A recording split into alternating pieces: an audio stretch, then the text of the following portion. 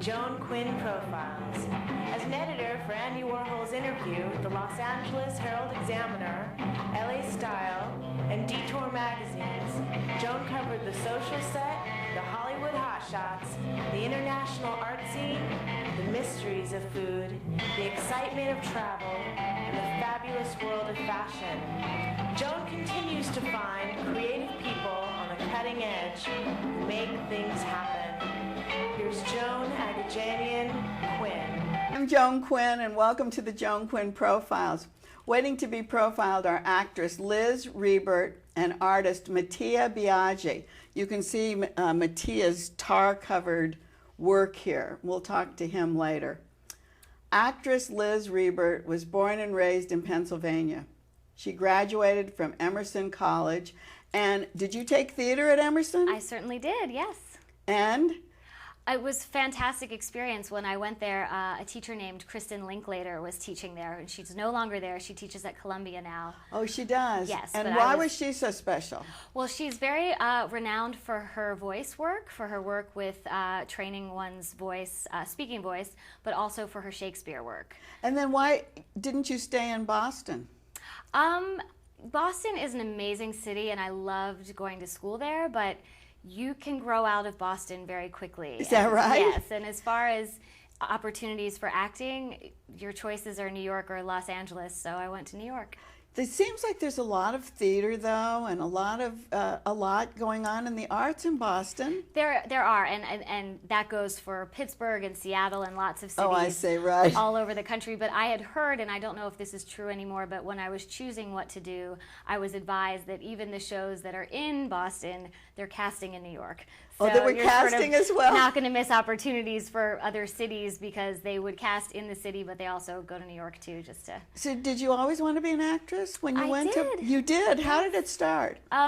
Well, my grandmother would tell you that it started when I played the duck with the feather in my back in nursery school. Oh, I don't know if that's really true, but evidently I killed. So, you know, the seed was planted early, and my family was always incredibly supportive, and so. But no showbiz in the family? No, my father always jokes he's a lawyer and a prosecutor, and he says he was just a frustrated actor. It's true, yeah, and also absolutely. They have to memorize their lines. Exactly, and win people over. And exactly. My brother is a very successful special effects makeup artist. Oh, really? So we, you know. So the two kids came out. Yes. In the same profession, really. Exactly, and he's been in Los Angeles for a long time. I've only been here 4 years. Oh, so is that why you came out?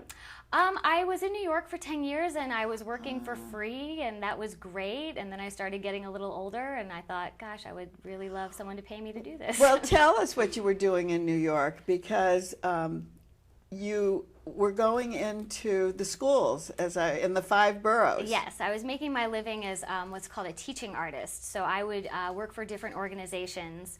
One of them was called City Lights Youth Theater, which I worked for primarily. And what did they do? Well, different schools in New York unfortunately lost a lot of their arts funding, so rather than having programs within the school, they would get grants and have to go outside of the school and bring teachers in. So these companies that you worked for, these groups, were granted? Yes, we were private organizations. The schools would contact us, and we would do curriculum enhancement through the arts. So I could go in and teach playwriting. If the kids were studying sort of New York history, we would write a little play. What grades? Gosh, I did the whole gamut, but most of it was middle school, but I would do kindergarten through high school. But you didn't did you have a teaching degree? I didn't, but I've worked as a teacher since I graduated. Isn't that strange? Yeah. Did you ever think of getting a teaching degree? Yeah, that was the promise I made to my parents when they agreed to let me be an actress, that I would get my teaching degree, but I've managed to work as a teacher without a degree. Which was pretty cool, wasn't it? Yeah, I feel very blessed, and I love doing it, and it's something I hope I will continue to do for my whole life. Were you auditioning in New York all the time? Yes. And were you getting things? I was, but like I said, mostly for free, mostly new works, new plays, young, excited playwrights. Off-Broadway? Yes, off. Off. Exactly. At the restaurant, did you wait tables? I didn't. I didn't wait tables until I moved to Los Angeles. Well, I was going to say, I thought that was kind of a dumb thing to ask you if you waited tables, because I don't know how many people wait tables in New York, but they all do in LA. It seems that's the only way to go here. And that's where you meet people. Yeah, exactly. And it's very flexible, and So, you taught all grades. Did you teach acting as well as playwriting? Absolutely. We would, the playwriting part would sort of be enhancing the curriculum, but we would do acting and improv and anything they'd let us do. Well, at that point, did you think, well, I should just be a teacher? I'm not going to be an actress?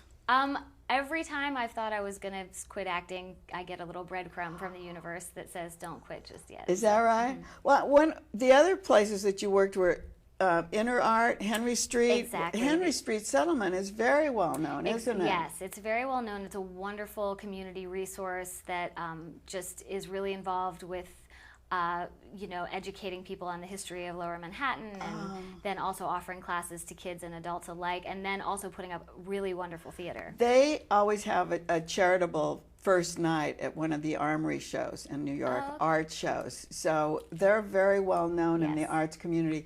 You took acting at Stella Adler? Or I actually performed at Stella Adler. What did you do there? I worked for over a few different pieces with a playwright named Robert Leibowitz, who's a very outspoken political playwright in New York. And one of his productions was at Stella. So. Well, talking about that, that's what kind of a story you're in, actually, a political-based play right now called 11 September. Who wrote that? A playwright by the name of Paul Kampf wrote it, who originally had a theater company in Chicago and has now moved his operations to Los Angeles. So did you come out about the same time? I think he was here a year or so before me. Did you know him? No. Well, how'd you get this role? Because it's a two-person play, right? Two-person play. Ironically, the play is about fate and coincidence, and Paul just so happened to be one of the first people I met in Los Angeles. Fate and coincidence. Exactly. At a home of someone else. It wasn't him, but he was a guest at a brunch where I was. Is that right? And literally, I'd been here 5 days and met Paul. And he was a lovely guy, and we chatted, but nothing really happened. But then a couple of years went by, and I heard he was teaching acting. And I was having one of those moments where I was wondering if I should, cash it all in, and I decided to take his class as a barometer of whether or not I wanted to continue acting. I was wondering if you continued to take acting classes out here. Yes. You continued taking acting classes, but you didn't give your 917 phone area phone up. Area code. I want to make sure everyone from my past can find me if they need to. They know you're a New Yorker with your 917. And I'm a snob. I like to show off that I lived in New York. So. Exactly. So you got cast. Did he call you in for a casting call? Yes, he hired a casting agent, Monica Mickelson, who had been a guest in our class and had seen my work. And so when they were deciding on who to invite, she suggested that I be invited, which was wonderful. And I was actually originally the understudy. I was not cast originally in the role, but lucky for me, it did not work out with me. So tell us about the story. The story, although the play is called 11 September, it is not a play about September 11th. It takes place September 11th of 2009. And it's about two people who think that they are strangers and come to find out that their lives are actually very intertwined. And it explores fate and coincidence. And in a play like that, Paul wrote it. Yes. He's also acting opposite you. What does he expect the audience to take away, or what are you striving for? You want your audience to know about? Well, we just don't want them to be ambivalent. Love it, hate it, but we want you to think, and we want you to feel, and we want you to walk away with something. And where is it? It's at the Odyssey. It's at the Odyssey, yes. Yeah, that's fantastic. I love that theater. It's great. Since you came out here, what actually brought you out? Did a specific thing bring you out? I would say fate, which sounds so silly, but I mean, I really felt it was very strange because I was very happy in New York, but I had a moment where I thought, I think my time here is done and I'm ready to try a new place. So you didn't come out to be in TV, Law and Order, which you've been in, Right. or what was that, Another Harvest Another Moon? Harvest Moon. No, a Another film? Harvest Moon actually shot in Pennsylvania, and that's how I got involved in that, because it was in my home state. With Ernie Borgnine, He right? was the dearest, dearest, dearest man. So these doors in Hollywood opened for you much faster, I guess, than in New York. It seems that way. I mean, it still feels like an uphill climb at times, but yeah. But I think that's an inspiration for everyone not to give up, Absolutely. don't you? Absolutely. I've had the most incredible experience in Los Angeles, and honestly, I never thought I would live here. And I spoke to critics who've seen 11 September and just raved about your acting. Well, that's wonderful. So that's great. Thank you so much, Liz. Absolutely my pleasure. Thank you for having me. And don't go away. We'll be right back with Mattia Biagi, my tar artist.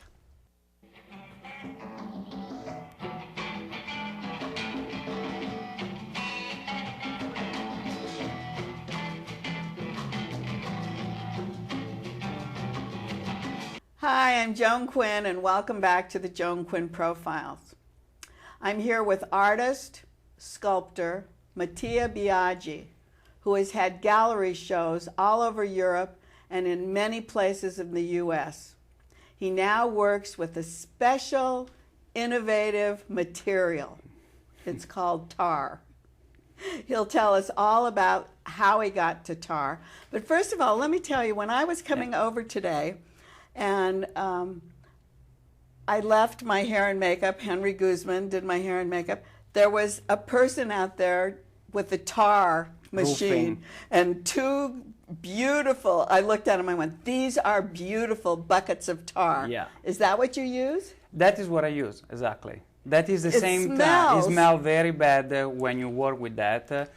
And my most work at the beginning was focusing to try to remove the smell from the final piece of art. Oh, it was. Yeah, it was very hard. Do you cook it the same way? I cook it the same way. I just use different temperature, because with different temperature the tar start to melt and start to drip in a different way.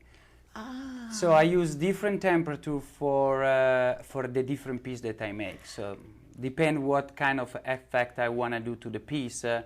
I use tar that is a little harder, sometimes a little hotter. So depend what I have to do. But you have total control of that. Absolutely. Now, when you were being raised in Italy, you were born in Bologna. Yeah. Did they use tar there? No, actually, the funny thing that I don't remember to use and to see tar like here in the U.S.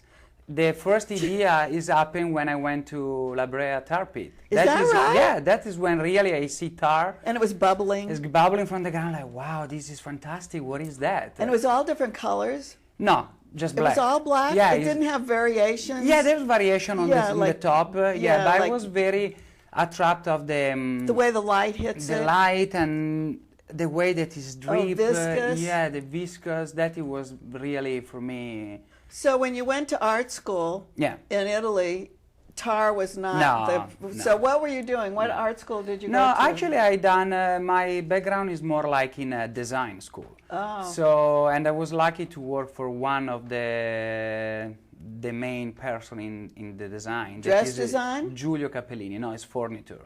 Oh, furniture Furniture, design. And who furniture was it? design. It was Giulio Capellini, and I worked 10 years like a creative director for them. Oh, you did. Yeah. Were you? And you were actually designing furniture. I was designing furniture, and I was designing the really installation to present the new collection of furniture that we have. If you know Capellini, you understand that it's more art than furniture. Was it in Milan? It was in Milan, and I done installation in Paris at the Pompidou using Capellini furniture. So that it was really my first approach with art, not knowing that I was doing art. That's what, not knowing that you were doing art. Yeah. But did you ever think when you were doing those installations that you wanted to do an art piece to go with it, or a sculpture or something? I You did. actually I done. I You done did? different media, and I'm painting photo, but it was to finish that specific look that I have in mind. That's what I mean. So you could pull it all together? Yeah. So were there any artists in your family? How did this come yes, about? my father is an artist, and again, he never have a specific school of art, but he have inside, and this is what the most, I think, so that drive me and my family, and my wife, and like all the people that are around me, that we like to express ourselves through different form of art. Besides your family, were there any other artists that you were looking up to when you were starting your career? Of course, Salvador Dali was one of my, that's why, this is for him. That's fabulous. Yeah. And then you've been to Spain, of course, yes, to of those course. museums. Yes, and I went to see his house and everything. And actually, it was an interesting trip because we went in a motorcycle. I also loved, you did? Yeah, so we went from Milan to Figueroa to see his place. And those museums are fantastic. And that is when really I realized that I want to do something more for me, and it's more about like have a sort of, I say, collection, or do something more like about my personal thing. But it is so influenced, isn't it? Not just your your mustache, but this whole feel. Because when you get there, like his one thing was the egg, the egg. Yeah. So he had one specific thing in mind. Exactly. And also you talk about the tar being suspended. Yeah. He did a lot of that suspension stuff. Yeah, and actually he made a piece using tar, but it was in a different way, and it was a different tar. So, but when I was kid, I was dipping everything in chocolate. I was going to say, how did you start? What medium did you start with? I started with photo. That was my first approach with art. Which was it? Photo, just taking photo, but very twisted, very unfocused, you know. But it was the beginning.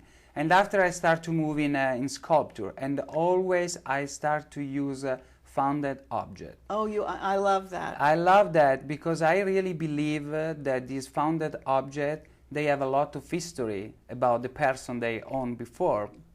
And at one point, this object is come like something that the person don't need anymore. But that object have a lot of history. Yeah. So my idea is like to take the object and give a new skin and put it back on a society or in a different aspect, give it to the object different value. To keep giving it life. Exactly. That's why the teddy bear, my first piece. The teddy bear, right. Tell us about that. The teddy bear is really like my first piece that I made 10 years ago. And that was really an expression of what I just say. And this was teddy bear. Yeah, that was a big teddy bear. So where did you find the teddy bear? The teddy bear was in a thrift store. It was? In a thrift, you call it a thrift store? store? Yeah, in a thrift store. And I was like, wow, imagine this teddy bear, how, if he can talk, how many stories he can tell me about the preview owner, the kid that I had before. And at one point that's it, I don't need anymore. And I really think that sometimes we do the same thing with people, that, you know, you have these people in your life, they're amazing, you can live without, and at one point that's it. So I always like try to save this kind of relation, and I try to save this object. When you were you started with photos, then you used chocolate. Yeah, when I was kid, but very unconsciously. I don't know that I was doing art. You were just no. Because, you know, Ed Ruscha, who's a famous California artist, I love it. did a room. A room in chocolate. Did you see it? Of course. I love so did they bring back memories of when you worked? Not really, because it's done in a different way. They're panel, very flat. But he must have dipped the chocolate. Yeah, I don't know if he's paint with the chocolate. I don't know how it was. I was really takes object, and when my mom, she was doing this amazing chocolate cake, I was going in the kitchen when your mother and dip shoes and stuff in chocolate. You're kidding. Yeah. But the funny story is that one day, like 10 years ago, I showed a teddy bear to my mom through a photo, and she's like, "Oh, again, you still dip stuff in chocolate." And I was like, because it was a teddy bear, I was like, "Oh, why you say that?" Because when you was kid, he was doing that. So that is it really followed you, didn't it? Yeah, so this is the end. This is where you have to be dipping this stuff. Absolutely. And now I'm using spoon. Like this is made with a teaspoon. Oh, so I was wondering what you used. You drip it? I depend again, like paint, you know. With the teddy bear, the teddy bear was a teaspoon by teaspoon. It was 16, almost 16 weeks of work. Because also you have to understand that the tar is very hot. So it's destroyed pretty much everything. So Oh, so you have to do it slowly? You have to do slowly, and I can tell you a secret. Like, Yes. nobody know for sure. Like this teddy bear that was frozen, because it's the only way to maintain the shape. I see. So, and the other, like the painting is a completely different thing, because the tar is born completely the painting, so I have to use different technique. So as you go along, you're learning new things, because this Every is day. not in the books Yeah. anywhere. No. Okay, so you did a whole series. You did the teddy bears, and you did little toys. Yeah, I and do the things fairy like tale. that. I have a small brother, and from a second marriage from my father, and I always like listen what he say, and I'm very interested because this is the new generation, you know. But then you did a whole series of music instrumental. The idea was just to leave the feeling when you see the music instrumental, the note of the music, and at the same time, like stop in a frame in a time with the tar, the object that So make it's the the music. harp, There a was a real full-size harp. harp. Yes, come from a church, And this it was a cello. how long does it take to do this? It was like pretty much like 2 months of work. It does. Between one object and another. I never start one piece and I finish. I start multiple piece and I work in a different piece, because the tar, I have to give him a time to cool down and just do the second layer. And usually my piece have from 16 to 25 different layers. Does it take does it get hard? Is this hard? This is hard. This is your ear doesn't smell, and this was a violin. This was all series of music instrumental, like a These guitar. were fabulous. Yeah, it was interesting. This was a show? This was a show that I done in LA, actually. Here for President Clinton, a saxophone. Yeah, and these are all gone. I sold everything, so it was pretty good show. That was fantastic. Is music important? We're talking about this, but is music important in your work? Yeah, it's very important. Do you listen to it when you're working? Yes, I listen different kind of music. I don't have a preferred like artist. I don't have a preferred food. I just go with my feeling. So depend of the day, I listen like from Beethoven to punk rock music. Really depend the feeling that I have in the day. And when you're working, you're listening to music? Yeah. What besides that mystery of the La Brea tar pits, have you conjured up any other mystery out of tar? Is there any other thing? Do you add anything to it that we should know about? But of course, you know, it's not just straight tar that you take from the street, because like I say before, I have to develop a way to block the smell of the tar that doesn't absorb the dust and gloss. And the same thing you can, because it's like you can use like any gloss there on the market, because there's like an oil base and they turn the tar in the yellow. Or if you use water, a water base, they come in with a blue color. So I have a person that developed a special gloss for me. So this is the gloss from the tar. This is gloss, this is finished. Now, before we leave, Yeah. do you have any other special material you're going to use that you can tell us before we go? No, I really love this, and I see every day that there's new thing. And also this specific material and give me freedom to work in any scale. I can do a pen and I can do an airplane. That's right. And what do you prefer? What I prefer? I like big scale. You like big, of course. Yes, big, give important. You that effect. And a car? Yeah, I saw done a on car. your that website. Was in New York. Was it? You did a car. How did you do that? Oh, you. I have to divide the car in 3 pieces, because the gallery in Chelsea, the entry was very tight, and the car was done using a big spoon. I don't know how you call it in English. The one for a scoop. The scoop, exactly. And I done layer on top of layer. So that's how it is. You don't just take this and dip it in a pot. No, because we'll be just like deep in plastic. You don't have all these different details. That's right. So it's all a painting. Everything you do is part of your painting. Exactly. And it's the way that you overlap the drip that make the effect. Mattia, thank you so much. Thank you, my pleasure. And thanks for watching the Joan Quinn Profiles today. Keep writing to 777 South Figueroa, 44th floor, Los Angeles 90017. And email jaquinn1@aol.com. Bye.